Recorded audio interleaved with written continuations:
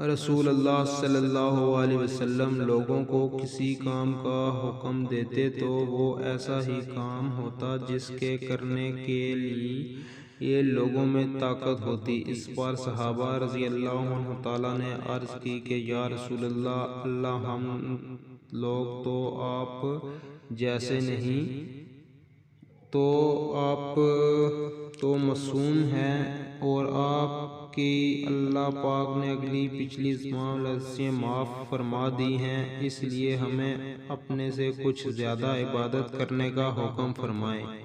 یہ سن کر رسول اللہ صلی اللہ علیہ وسلم ناراض ہوئے، حتیٰ کہ خفگی آپ اور آپ صلی اللہ علیہ وسلم کے چہرے مبارک سے ظاہر ہونے لگی۔